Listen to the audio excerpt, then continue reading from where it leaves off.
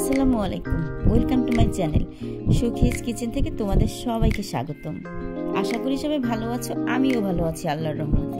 আজকে আমি তোমাদেরকে কোনো রকম তেল ছাড়া, রোদে শুকানোর ঝামেলা ছাড়া ঝটপট একটা কাঁচা আমের আচার তৈরি করে দেখাবো। এটা চাইলে তোমরা বানানোর পরে ফ্রিজে রেখে সারা বছর খেতে পারবে। আর এই আচারটা কিন্তু খুব মজার, মানে এটা টক মিষ্টি ঝাল। তো চলো আমি এই আচারটা কিভাবে করব একবার দেখে নেবে।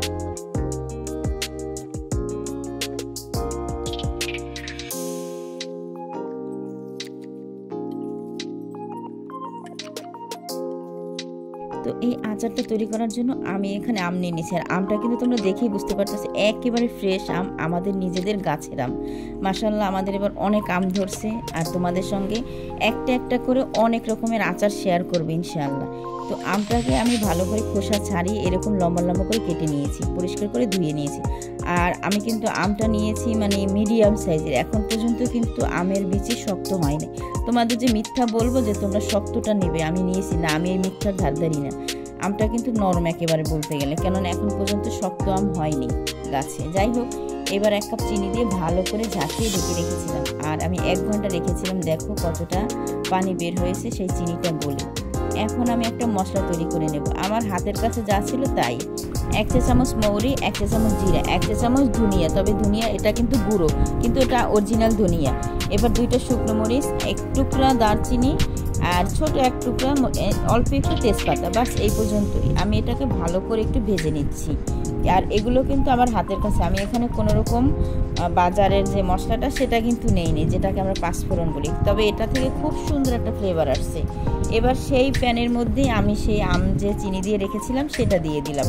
আর দেওয়ার পরে অনবরত ভালো করে নেড়ে চেড়ে নেব। এই আচারটা কিন্তু একেবারে গলবে না, আবার একেবারে আস্তাও থাকবে না, জাস্ট মিডিয়াম। আর অল্প সময়, একেবারে চাইলে তোমরা 10 থেকে 15 মিনিটই আচারটা তৈরি করে নিতে পারো। খুবই মজা ছিল খেতে। আর এটা তোমরা সারা বছর সংগ্রহ করে খেতে পারবে। আমি যে বলবো নর্মাল তোমরা যদি বাহিরে রাখো সেক্ষেত্রে নষ্ট হয়ে যাবে, কেননা আমি এটা তেলও দিচ্ছি না, রোদেও দিচ্ছি না। এটা তোমরা ফ্রিজে রাখবে অবশ্যই, বানানোর পরে ফ্রিজে রেখে চাইলে তোমরা সারা বছর খেতে পারবে। এখন আমি এখানে 1 চা চামচ মরিচের গুঁড়ো, 1 চা চামচ হলুদের গুঁড়ো দিচ্ছি একটু কালারের জন্য, যাতে কালারটা সুন্দর হয়। আর দেখতেই পারছো মাশাআল্লাহ কালারটা কত সুন্দর আসছে। আর সেই যে মশলাটা সেটা এবার আমি সম্পূর্ণ দিয়ে দিলাম আর নেড়ে চেড়ে নিচ্ছি। আর মেশানোর পর কিন্তু অনেক সুন্দর একটা কালার চলে এসেছে। এবার একটা সার্ভিং বলে উঠিয়ে নিলাম। কালারই বুঝবে যে আচারটা কতটা মজা ছিল আর কতটা সুন্দর হয়েছে।